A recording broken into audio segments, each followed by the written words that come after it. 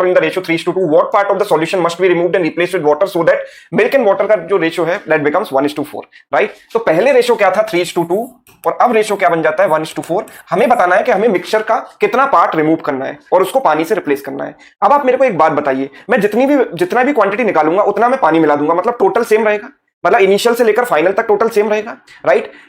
Water यहां पर increase होगा और मिल्क डिक्रीज होगा, बिकॉज वी नो कि टोटल जो है मिल्क और वाटर का सम है, ठीक है? टोटल जो है मिल्क और वाटर का सम है, तो वाटर में जितना इंक्रीज होगा मिल्क में उतना ही डिक्रीज होगा। मैं चाहूं तो डायरेक्ट आपको ट्रिक बता सकता हूं, पर मैं उसके पीछे का बैकग्राउंड भी बताना चाहता हूं आपको, ताकि आपको कॉन्सेप्ट भी समझ में आए।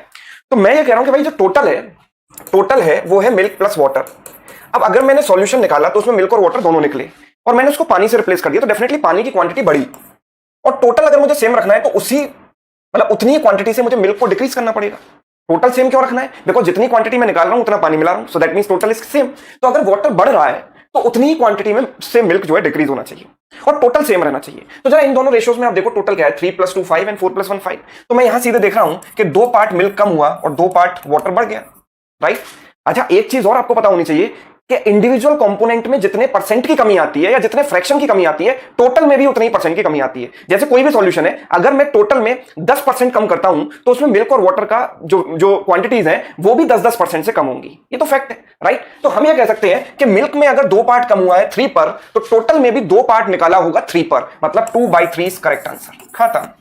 मतलब मुझे कुछ भी नहीं करना था इस क्वेश्चन में, ये तो मैंने लिखा है केवल आपको समझाने के लिए। आपको बस ये देखना था कि 3:2 है और यहां पर रेशियो 1:4। टोटल ऑलरेडी सेम है, अगर सेम नहीं होगा तो सेम बना लेंगे, जैसे कि हम अगले सवाल में देखने वाले हैं। तो यहां पर 5 है और यहां पर भी 5 है, तो हमने कितना पार्ट मिल्क कम किया? 2 पार्ट कम किया 3 पर, सो टोटल में से भी उतना ही पार्ट निकलेगा। तो टोटल का कितना पार्ट हम रिमूव करेंगे और रिप्लेस करेंगे पानी से? 2/3, and that is the required answer.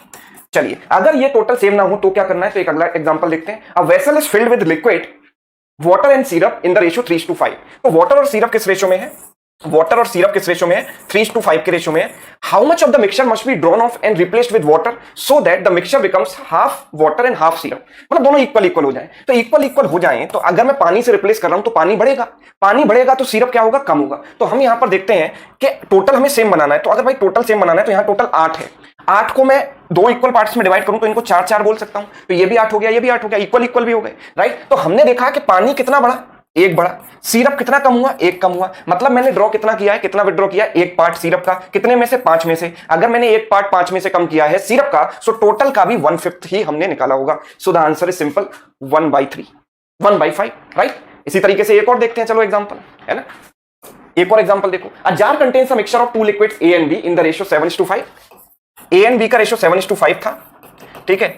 18 litres mixture हमने ड्रॉ किया और जार को B से फिल कर दिया, मतलब B की क्वांटिटी बढ़ी तो A की कम हुई। तो हम ये देखते हैं कि यहां पर रेशियो बन जाता है 7:9, राइट? ये जो रेशियो बन जाता है 7:9 बन जाता है। तो पहली बात तो मुझे टोटल को सेम बनाना पड़ेगा। मैं देखता हूं यहां 12 है और यहां टोटल 7 + 9 16 है, तो यहां 12 है, यहां 16 है। 12 16 का एलसीएम होता है 48 लाने के लिए इसको 4 से मल्टीप्लाई कर दो और इसको 3 से मल्टीप्लाई कर दो, so it will become 28:20 and this will become 21:27। तो क्या मैं ये देख पा रहा हूं कि A कितना कम हुआ है? बिकॉज B तो इंक्रीज हुआ है, तो A कितना कम हुआ है? 7 कम हुआ है। 7 कम हुआ है 28 पर, तो A में कमी आई है 7 की, किस पर? 28 पर। तो 7/28 यानी कि 1/4, 7/28 यानी 1/4, यानी कि मैंने कितना पार्ट रिप्लेस किया है? 1/4 ऑफ टोटल क्वांटिटी। तो 1/4 of total quantity is the replaced quantity, और रिप्लेस्ड क्वांटिटी कितनी है? 18 लीटर्स। तो 1/4 of total is 18, so total quantity must be 18 4 72।